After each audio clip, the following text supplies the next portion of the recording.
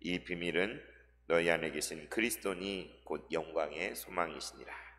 오늘 이 말씀을 가지고 함께 신비에 대해서 함께 나누기 원하는데요. 우리가 계속해서 수요일마다 성경 키워드 시리즈 해가지고 우리 함께 말씀을 나누고 있죠.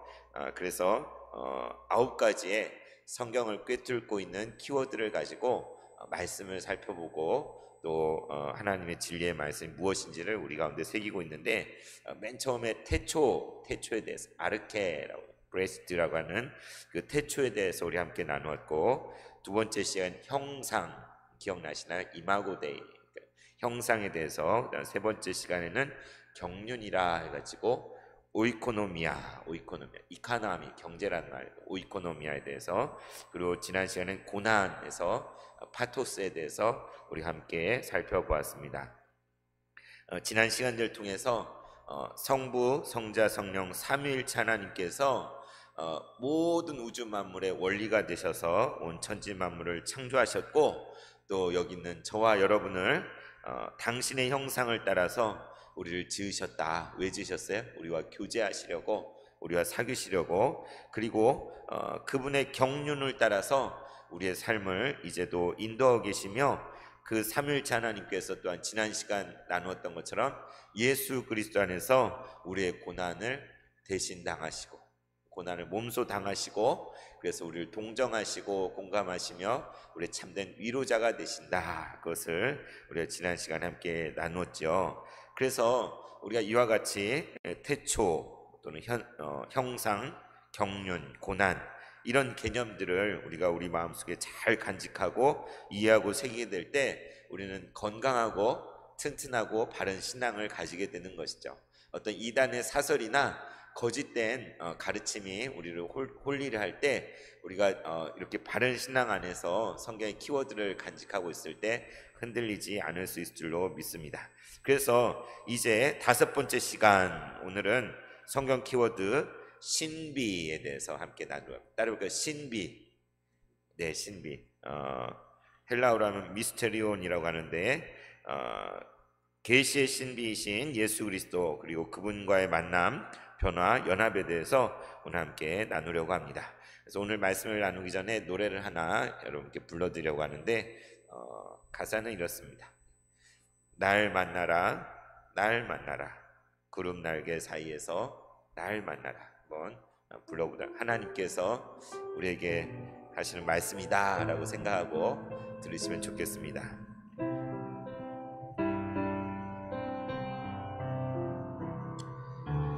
날 만나라, 날 만나라, 구름 날개 사이에서 날 만나라,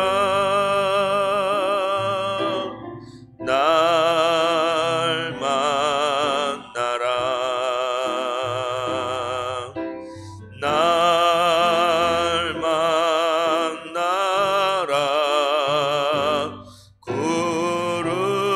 구름 날개 사이에서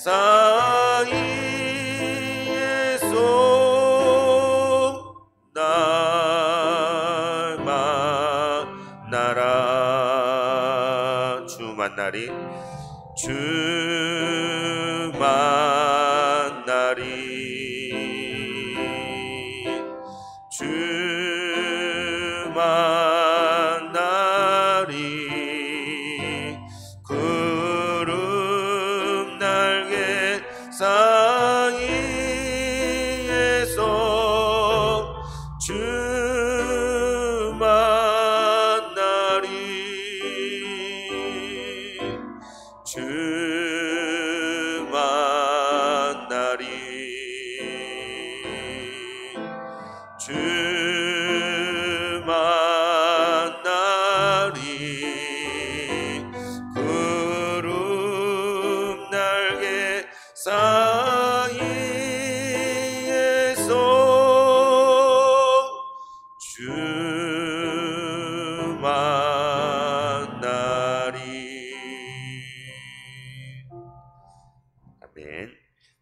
나를 만나라. 누가 하시는 말씀이에요? 하나님께서 나를 만나라. 영어 가서라면 commune with me. 나를 만나라. 나와 교제하라. 구름 날개 사이에서. 어디에 구름 날개가 있죠?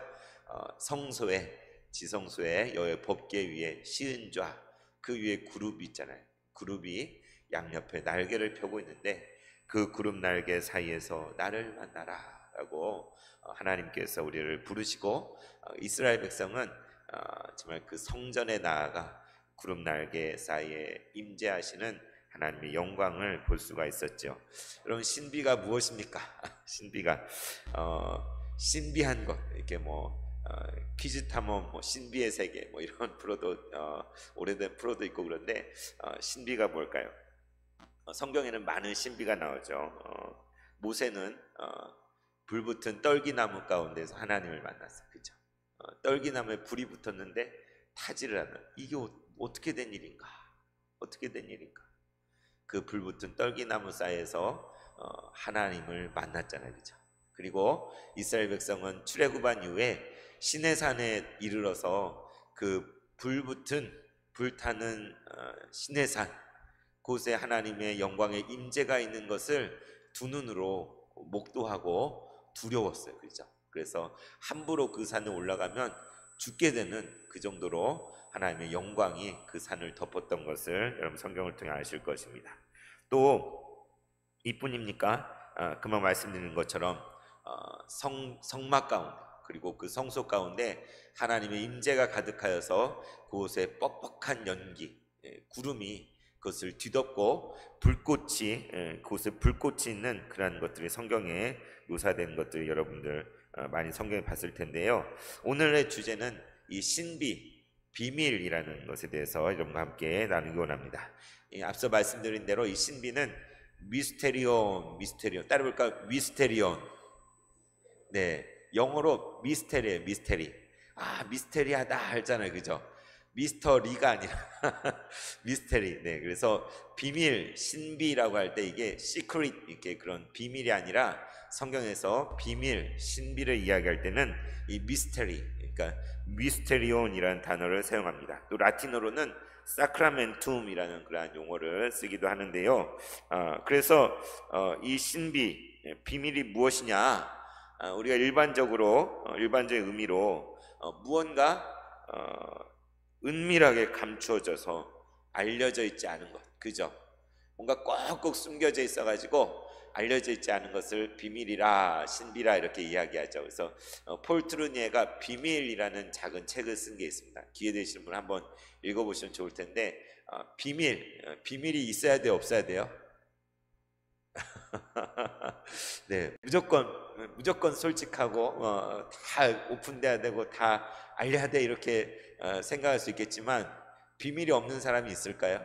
우리 다 비밀 있잖아요. 그죠? 숨겨진 것, 특별히 감추고 싶은 것, 남에게 드러내고 싶지 않은 그런 비밀들, 그런 것들이 우리에게 있잖아요. 그래서 근데 그 비밀이 꼭 나쁜 것만 아니라 때로는 긍정적인 그러한 것도 한다는 것을 이제 폴 트루니의 책을 읽어보면 우리가 알 수 있는데, 그런데 여기서 성경에서 신비라, 비밀이라 말할 때 그것의 핵심은 바로 예수 그리스도입니다. 오늘 골로새서 1장 26절 27절에 뭐라고 기록되어 있습니까? 이 비밀은, 바울이 이야기해요. 골로새 교회에 비밀이 있습니다. 비밀이. 이 비밀, 이 신비는 만세와 만대로부터 감춰졌던 것입니다. 오랜 세월을 통하여서 꽁꽁 숨겨져 있었던, 드러나지 않았던 것인데, 그런데 이제는 그의 성도들에게 나타났습니다. 이것이 이 비밀이 오랜 세월, 수천 년, 수만 년 태초부터 감추어져 있고 드러나지 않았던 것이 이제는 저와 여러분에게 나타나게 되었다는 것이죠. 하나님이 그들로 하여금 이 비밀의 영광이 이방인 가운데 얼마나 풍성한지 알게 하려 하심이라. 이 비밀은 우리에게만 나타난 것이 아니라 이방인들 가운데, 유대인이 아닌 저 이방인들 가운데도 어마어마하게 풍성한 것으로 드러나게 하신다는 거예요. 그런데 이 비밀이 무엇이냐? 그것은 곧 너희 안에 있는 예수 그리스도, 이 비밀은 너희 안에 있는 예수 그리스도니 곧 영광의 소망이시라. 너무 놀라운 말씀. 이 신비, 이 비밀, 만세와 만대로부터 감춰져 있다가 이제 나타나게 된, 이제 우리에게 계시되고 드러난 이 비밀이 바로 예수 그리스도, 바로 영광의 소망이 되시는 그분이라는 것이죠. 그래서 성경이 말하는 이 비밀, 이 신비는 하나님의 비밀인 그리스도인데 우리에게 계시되어 나타나고 드러나고 알려진 바로 예수 그리스도를 의미하는 거예요. 그냥 꽁꽁 감춰져서 끝까지 비밀로 알려지지 않은 그러한 것이 아니라 오랫동안 알려지지 않았지만 이제 우리에게 알려진 바로 그것인데, 바로 하나님의 아들 예수 그리스도가 바로 이 비밀인 것이죠. 바로 그 예수님의 삶 전체와 그분이 이 땅 가운데 선포한 천국, 바로 하나님의 나라가 바로 그 신비요 비밀인 것입니다. 그래서 예수님이 이 땅에 오셨을 때 천국 복음을 전파하셨잖아요, 그죠? 하나님의 나라의 비밀을 선포하시면서 증거하셨습니다. 하나님 나라의 비밀, 그 복음, 유앙겔리스, 복음의 좋은 소식을 예수님이 전파하였는데 그것은 곧 온 세상을 구원하는 기쁜 소식을 예수님께서 증거하고 전하신 것이죠. 그래서 바울은 로마서 16장에 이렇게 고백합니다. 나의 복음과 예수 그리스도를 전파함은, 바울이 복음을, 나의 복음 그리고 예수 그리스도를 전파하는 이것은 영세전부터 감춰졌다가 이제는 나타난 바 되었으며, 그러니까 지금 바울이 전하고 있는 이 복음이 영세전부터, 영원전부터 감춰져 있던 것입니다. 드러나지 않았던 것인데 이제는 나타난 것이라. 이 예수 그리스도를 전파하는 것이 이제 이 시대 가운데 나타나고 드러나게 된 것이라고 바울은 이야기하고 있습니다. 그래서 이 신비는 그냥 영원히 감춰져 있는, 이렇게 꽁꽁 숨겨진 것이 아니라 드러나게 된 거예요. 드러나게. 그래서 그 드러나는 것은 계시라고 해요. 따라올까요? 계시. 네, 계시. 뭐 새로운 가게를 계시한다, 그 계시가 아니라, 뭐 벽에다가 뭘 붙여놓고 계시했다, 그 계시가 아니라 계시. 그러니까 이렇게 커튼으로 가리고 있다가 그것을 짱 하고 열면 커튼 뒤에 있는 게 다 드러나잖아요, 그죠? 바로 그러한 것을 계시라고 그래요. 이 성경 말씀, 하나님의 말씀 전체가 하나님의 계시잖아요. 우리가 결코 하나님을 알 수 없는데, 하나님을 더듬어 찾을 수 없는데 이 계시의 말씀을 주셔서 믿음의 사람들을 통해 하나님이 어떤 분인지, 그리고 말세의 예수 그리스도를 통하여서 하나님의 아들 예수님을 통해서 하나님을 우리가 알게끔 한, 이것이 바로 계시가 아니겠습니까? 드러나고 폭로된 거예요. 그래서 성경의 신비는 다시 말하면 계시의 신비라고 할 수 있는 것이죠. 그래서 우리가 이제 그 예수 그리스도, 이 비밀은 예수 그리스도 곧 영광의 소망이라 했는데, 그분이 그저 부활 승천하셔서 하나님 보좌 우편에 앉아 계시는 걸 끝나는 것이 아니라 신비하게도 지금 내 곁에 계셔서, 내 안에 계셔서 그분을 만나고 체험하는 것, 이것이 바로 신비예요.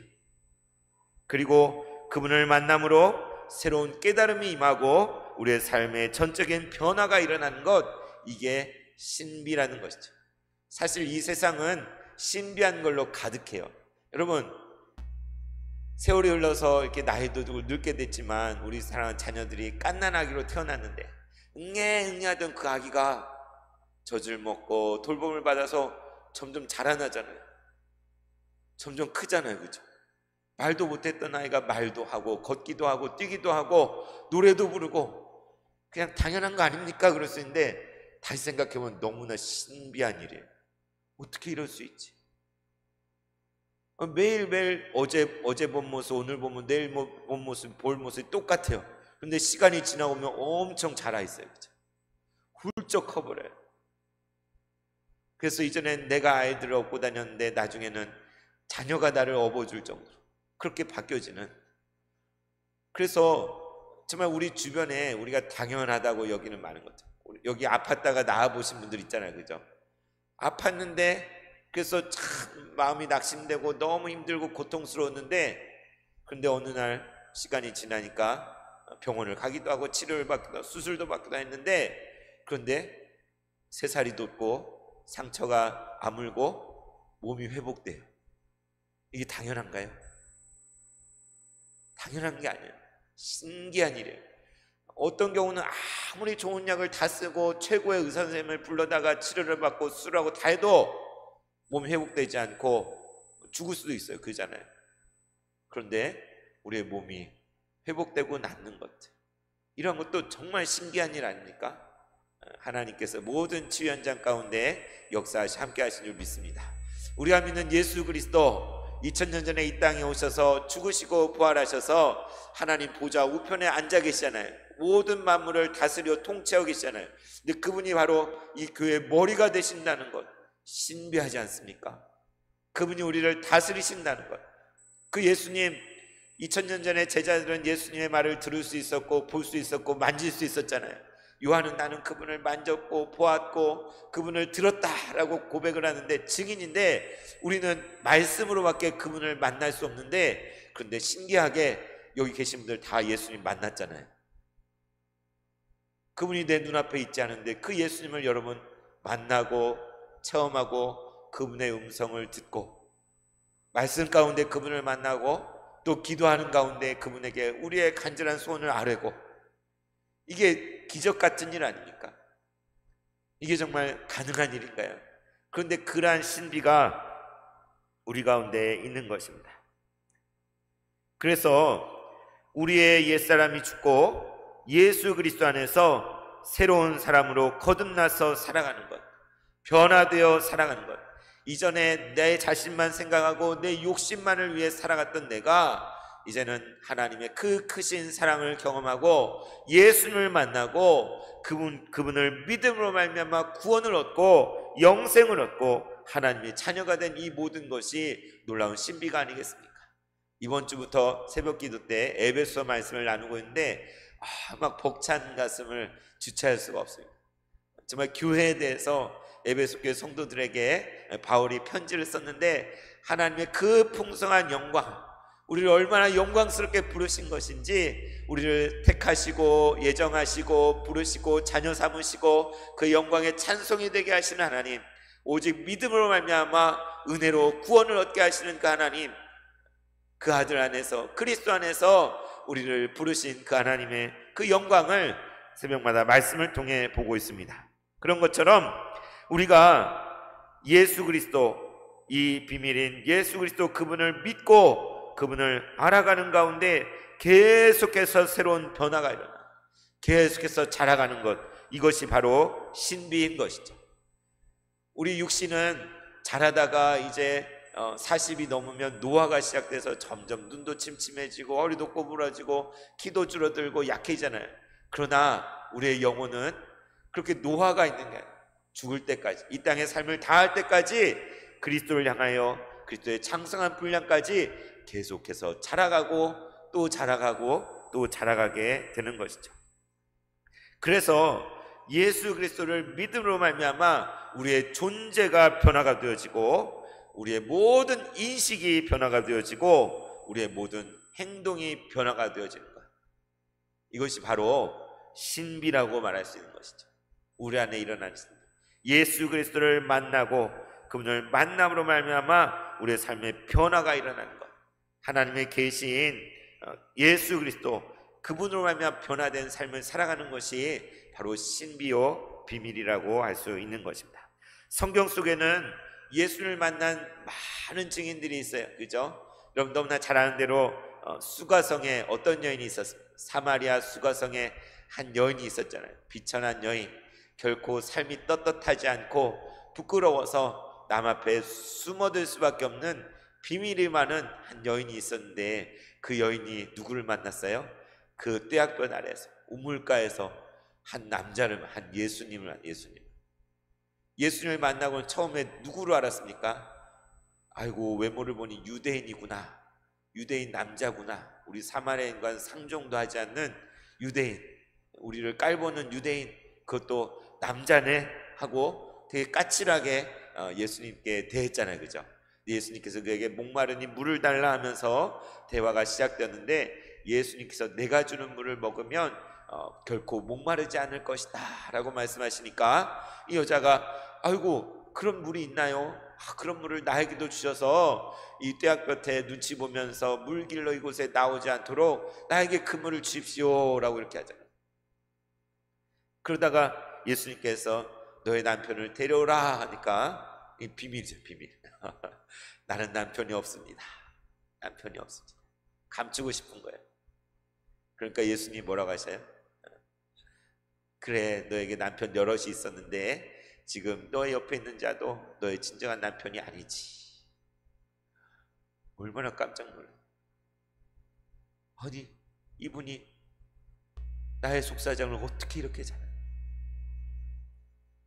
나의 이 정말 누구에게도 말할 수 없는 그런 부끄러운 것을, 그리고 고통인 것을, 지금도 갈급한 것을 어떻게 하시고 이것을 말씀하시나. 그래서 뭐라고 해요?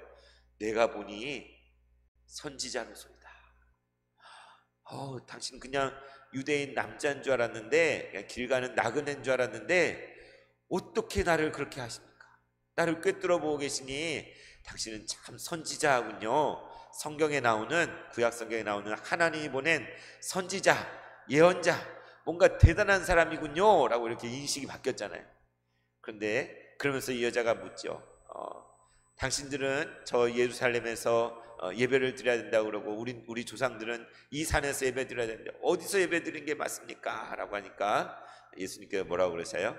이 산에서도 말고 저기에서도 말고 오직 하나님께 예배하는 자, 예배할 때가 오나니 곧 이때라. 하나님께 예배하는 자는 영과 진리로 예배할지니라 라고 말씀하실 때에, 이제 이 여자는 그런 거죠. 선생님 말씀을 들으니 내가 기억하는데 메시아 그분이 오시면 모든 것을 밝히 깨닫게 하신다고 하더이다. 그러니까 예수님 뭐라고 해요? 내가 곧 그니라.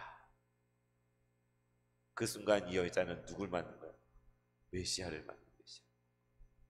그냥 길 가는 유대인 나그네인 줄 알았는데 그분과 이 만남을 가지고 이야기를 하다 보니 선지자인가 보다, 뭔가 있는 사람이구나 했는데 알고 봤더니 이분이 오실 메시아, 모든 것을 진리로 인도하실 바로 그분이 내 코앞에 있는 거예요. 얼마나 깜짝 놀랐습니까? 그래서 이 여인은 어떻게 했어요? 물동이를 버려두고 동네로 뛰어들어가서 동네방네 소리소리 쳤잖아요. 여러분 나와 보십시오. 오실이란 그분 메시아가 나타나셨습니다. 메시아가 나타났습니다. 온 동네 사람들 부끄러움이고 뭐고 다 잊어버리고 사람들 다 불러가지고 예수님께 나오게 하는 그러한 놀라운 이야기가 성경에 기록되어 있지 않습니까? 인식이 변화돼요. 예수님을 처음 만났을 때 그분을 알아보지 못했어요. 그분은 그냥 길 가는 나그네, 목마른 한 남자인 줄 알았어요. 그런데 그분과 대화하는 가운데 그분을 선지자로 생각하게 됐고, 그분과 더 대화를 하는 가운데 그분이 참으로 이 땅에 오실 구원자, 이 땅의 왕으로 오실 그 메시아가 바로 예수님이라는 것을 여인이 알게 된 것이죠. 여러분, 실로암 못가에서 눈을 씻었던 그 맹인은 어떻습니까? 그는 태어날 때부터 앞을 보지 못하는 사람이었어요. 얼마나 기구한 인생이에요. 오늘날엔 그래도 여러 가지 편리와 의학적인 도움들이 있는데 그럼에도 불구하고 앞을 보지 못한다면 참 정말 저주받은 것처럼 너무나 불쌍한 인생이잖아요. 그런데 그 옛날에는 어땠겠습니까? 겨우 구걸이나 하든지 할 수 있는 게 아무것도 없는 정말 가족의 짐덩어리요 깜깜한 세상을 살아가는 그 맹인에게 예수님이 오셔서 실로암 못에 가서 눈을 씻으라 라고 말씀하셨어요. 예수라는 사람, 누군지도 잘 모르고 그분의 말하신 대로 그는 어떻게 실로암 못에 가서 그 눈을 씻고 났더니 눈을 뜨게 됐잖아요. 기적을 경험하게 된 것 아닙니까? 이게 어떻게 된 것인가? 막 난리가 났어요. 아니 조금 전까지 눈 앞을 못 보던 청년이 눈을 떠가지고 이렇게 다 모든 것을 보니 사람들이 어찌된 일이냐 난리가 나가지고 물어보니까 예수라는 사람이 내 눈을 고쳐줬습니다. 그러니까 회당에 끌려갔잖아요. 그래가지고 너 바른 대로 말해라. 어떻게 눈을 떴냐? 내게 오신 그분이 나에게 실로암 모세가 눈을 씻으라고 해서 씻었더니 내 눈이 떠졌습니다. 그러니까 말도 안 되는 소리 하지 말아라. 너 지금 무슨 소리 하냐? 그러니까 정말 내가 눈을 떴다고 그 부모까지 대동해서 정말 그 자초지종을 묻잖아요. 그러니까 이 사람이 뭐라? 이상합니다. 아니 그분이 말씀하셔서 내 눈이 떠진 게 정말 맞는데 성경에 눈을 뜨게 하시는 분은 성경에 선지자 같은 분이 아니겠습니까? 메시아 그분이 아닙니까? 라고 그렇게 이야기할 때 이제 그를 핍박하고 내쫓았잖아요. 그래서 내쫓김 받아서 길에 서 있는데 어떤 분이 다가오셨어요. 바로 예수님 다가오셔서 인자를 믿느냐? 믿습니다. 그러니까 내가 바로 그다라고 말하니까 그 순간 이 맹인도 메시아이신 예수님을 만났잖아요. 그렇죠? 눈을 뜬 것, 눈을 뜸과 동시에 하나님의 아들 예수님을 만나고 구원을 경험하게 된 것이죠. 그래서 이와 같이 예수 그리스도와의 만남을 통하여서 우리의 삶은 변화가 되어져요. 우리의 존재와 우리의 인식과 우리의 행동의 모든 것들, 우리의 인생의 극적인 변화가 일어날 수 있게 되는 것이죠. 만약에 여러분의 인생 가운데 예수님을 만난 그 만남이 없었다면 여러분의 인생은 어떠했겠습니까? 상상이 가시나요? 예수님을 만나지 않고 예수님 안에서 변화되지 않았다면 여러분 어디서 무엇을 하고 있을까요? 어쩌면 세상적으로는 더 성공해서 더 많은 부귀영화를 누리고 있을지도 몰라요. 그러나 예수님 안에 있는 참 생명은 결코 소유하지 못하고 여전히 어두움을 방황하는 맹인처럼 그렇게 하나님 없이 영생도 없이 살아온 그런 인생이 아니었겠습니까? 예수님을 만날 때 우리의 삶에 변화가 일어나는 것이죠.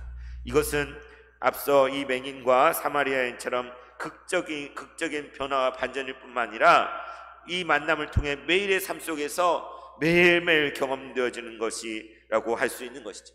베드로는 예수님께 부름을 받았어요. 그 이름이 시몬인데 너를 장차 개발하리라. 베드로란 이름을 얻어서 자그마치 3년을 그분과 함께 동고동락하며 먹고 마시고 함께 생활하고 그분의 말씀을 들으며 예수님을 경험했죠.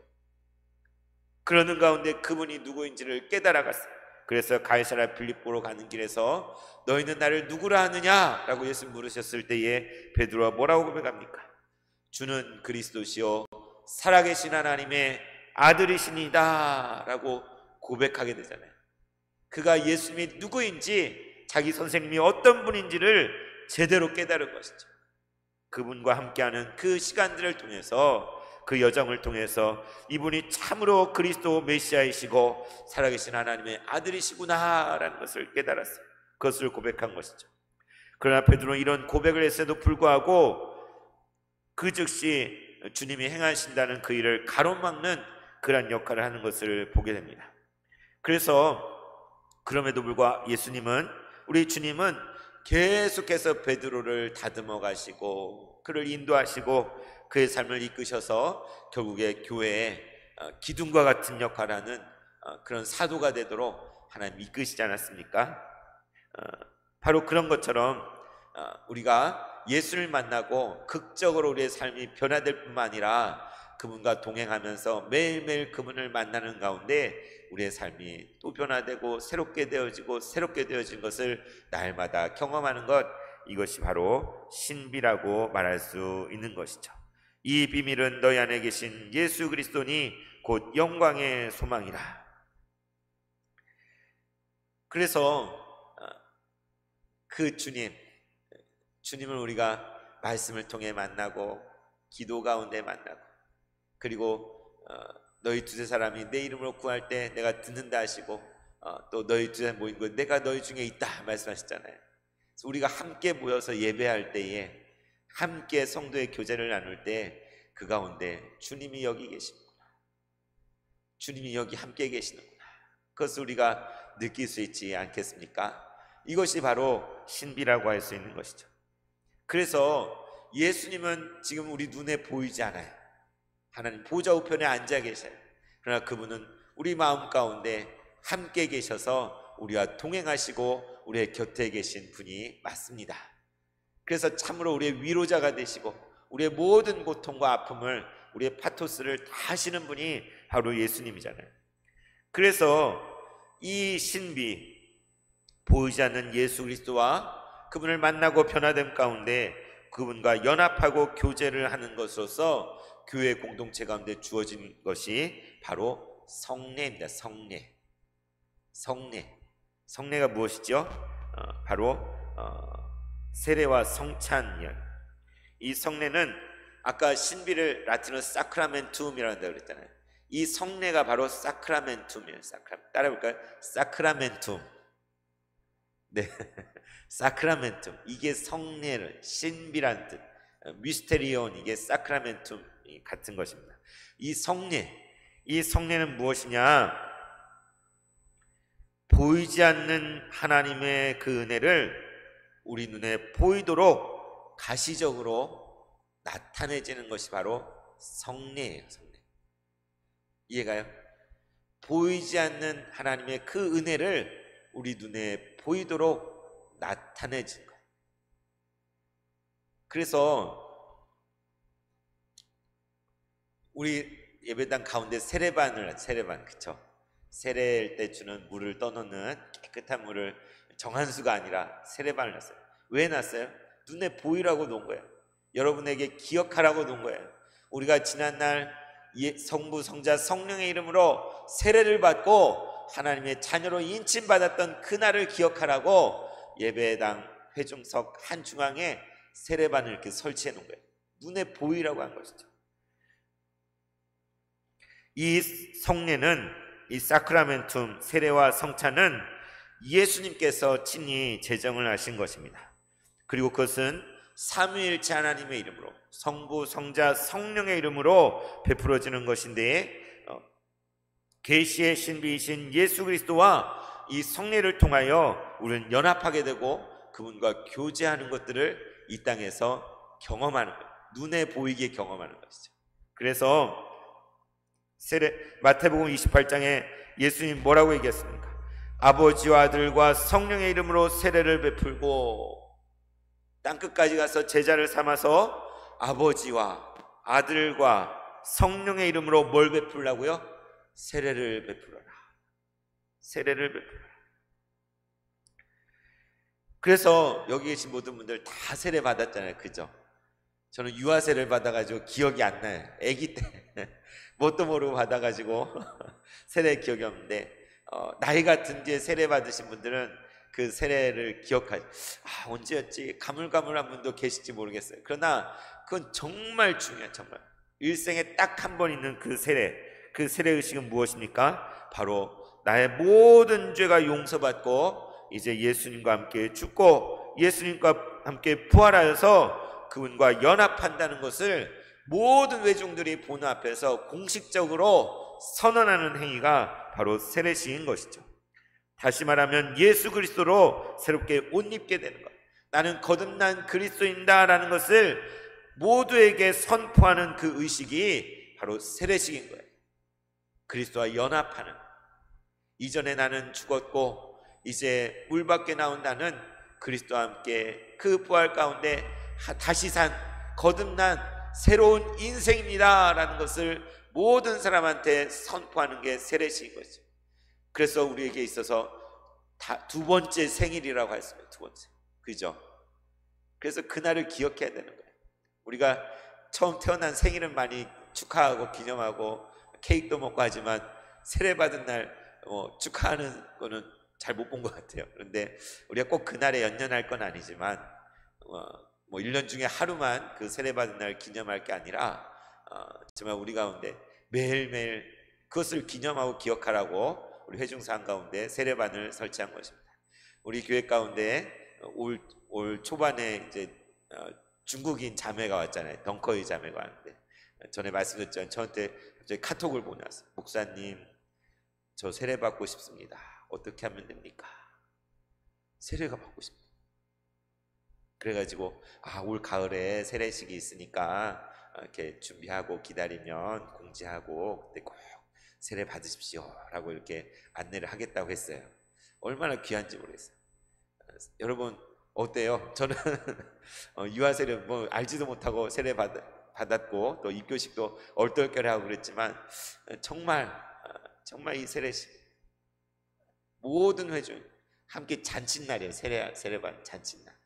우리 자신이 세례받았던 날을 다시 되새기고 또 새롭게 세례받는 그 한 영혼을 보면서 함께 축하하고 기뻐하고 감사하는 그런 어마어마한 날이 세례식이 있는 날인 거죠. 우리 교회는 10월 마지막 주에 올해는 추수감사절을 지내기로 해서 10월 마지막 주 전주에 세례식이 있을 예정입니다. 여기 계신 분들 다 세례 받으셨지만 혹시라도 주위에 아직 세례받지 않은 가족이나 이웃이나 성도님이 있다면 권면하셔서 정말 기도하고 준비해서 이 세례를 꼭 받을 수 있도록 해주시면 감사하겠습니다.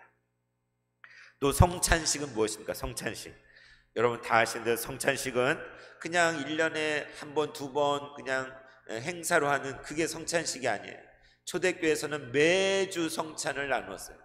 왜 그렇습니까? 예수님께서 접해시기 전날 밤에 떡을 떼시고 잔을 나누어 주시며 이것은 너를 위하여 찢기는 나의 살이요 너를 위하여 흘리는 언약의 피다 말씀하시면서 이거를 마지막 죽을 때까지 마지막까지 기념하라 라고 말씀하셨잖아요.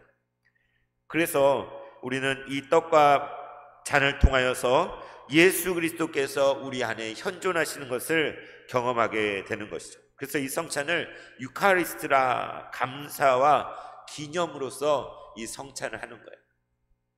기가 막힌 신비, 보이지 않는 예수님, 이미 죽으시고 부활하셔서 하늘 보좌에 앉아 계신 그분과 이 땅 가운데 우리가 이 땅에서 먹는 떡과 잔을 통하여서 연합함을 경험하는 그런 놀라운 신비의 자리가 바로 성찬인 것이죠. 그리고 이 성찬은 또 다른 용어로 커뮤니온이에요. 커뮤니온. 우리 커뮤니케이션, 의사소통 커뮤니케이션이에요. 커뮤니션 아까 날 만나라 영어 가사 커뮤 위즈미 이게 이 만나다라는 것이 교제하는 교제, 진정한 교제. 가정에서 부부 사이에 교제하잖아요, 그죠? 부모와 자식이 날마다 같이 살면 교제하잖아요, 그죠? 친밀한 은혜와 사랑을 나누잖아요. 함께하는 것이 무엇인지를 알잖아요. 우리 세봉축의 성도님들도 예배 가운데 또 교회 와서 신앙생활하면서 우리 장로님들과 교제하고 우리 권사님들과 교제하고 집사님들과 교제하고 일터에서도 교제하고 삶 속에서도 교제하고 우리가 서로 연락도 주고받고 나누잖아요, 그죠? 목소리만 들어도 반갑고 손만 맞잡아도 기쁘고 이렇게 교제함의 은혜가 있는데 바로 이 성찬을 통해서 우리는 예수 그리스도와 연합하며 교제하고 사귀고 그분과 일치하는 것을 경험하게 되는 것입니다. 그 안에서 진정한 성도의 교제를 경험하게 되는 것, 바로 이 성례, 사크라멘트, 이것이 바로 신비요 비밀이라고 할 수 있는 것이죠. 그래서 이제 말씀을 맺겠습니다. 이 비밀은 너희 안에 계신 예수 그리스도니, 바로 예수님께서 우리 안에 계십니다. 이 신비한 예수님, 바로 그분과 우리는 매일매일 삶 속에서 이 예수님을 만나고 예수님 안에서 삶이 변화되는 것을 경험하고 그분과 연합할 뿐만 아니라 그분과 친밀한 교제를 나누는 것이 바로 성도의 삶이요, 이것이 곧 신비이고 비밀이라고 할 수 있는 것이죠. 그래서 여러분, 우리가 삶 속에서 이 신비가 어디 멀리 있는 것이 아니에요. 이 비밀, 이 신비가 우리에게 있는 거예요. 우리에게 매일매일 기적과 같이 우리에게 경험되어지는 것이 이 신비라고 할 수 있는 것입니다. 기독교 신비, 신비주의 그냥 신비주의 그러면 막 이상한 환상을 보고 뭔가 막 이상한 허상을 보면서 뭔가 이상한 소리를 내고 이런 것들 생각해야 돼요, 그죠? 신비주의 이단이 있어요. 그리고 또 마찬가지로 율법주의 이단이 있어요. 또 자유주의 이단이 있어요. 그런 것이 극단으로 갈 때는 이단이지만 그 자체를 추구할 때는 이단이 되지만 우리가 예수 그리스도를 믿는 참된 믿음 가운데 분명히 그 안에 신비가 있고 하나님의 율법인 하나님의 말씀 율법이 있고 참된 그리스도의 자유가 그 안에 있는 거예요.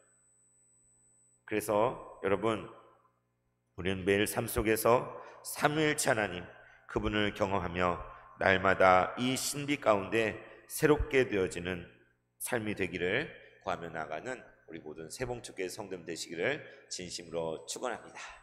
정말 예수님을 깊이 만나고 그분과 나누고 대화하고 그분을 느끼고 그분의 위로하심 가운데, 그분의 사랑 가운데, 그 은혜 가운데 날마다 이 비밀을 간직하여서 우리만 가질 것이 아니라 이것을 알지 못하는 사람들에게, 이것을 아직도 예수를 만나지 못한 사람들에게 나누고 전하고 증거하는 우리 모든 새봉축교회 성도들 될 수 있기를 진심으로 축원합니다. 아까 불렀던 노래를 다시 한번 부르고 기도하겠습니다. 날 만나라, 날 만나라, 구름 날개 사이에서 날 만나라.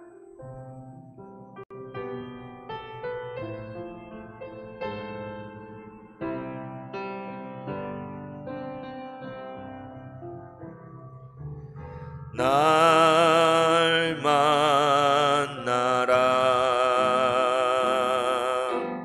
날 만나라, 구름 날개 사이에서 날 만나라,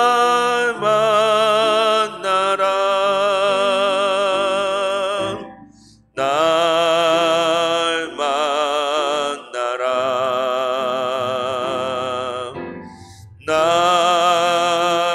날 만나라,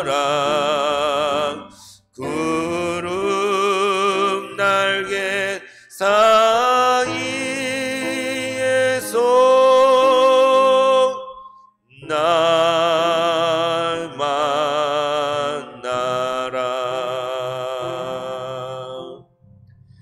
하나님 아버지, 이 비밀은 너희 안에 계신 예수 그리스도니 곧 영광의 소망이라. 하나님, 만세전부터 감춰져 있던 이 놀라운 비밀을 오늘 우리에게 보여주시고 가르쳐주시고 깨닫게 하시고 그 예수 그리스도를 믿음으로 말미암아 우리가 주님을 만나며 주님을 경험하며 가운데 새로운 삶을 살게 하심을 감사드립니다. 날마다 주님 안에서 새롭게 변화되는 우리의 삶이 되게 하여 주시고 이 땅을 사는 동안에 온전히 주님과 연합하며 주님과 친밀한 교제를 나누어 이 놀라운 영광의 소망 가운데 거하는 우리 모두가 되게 하여 주시옵소서. 예수님 이름으로 기도드리옵나이다. 아멘.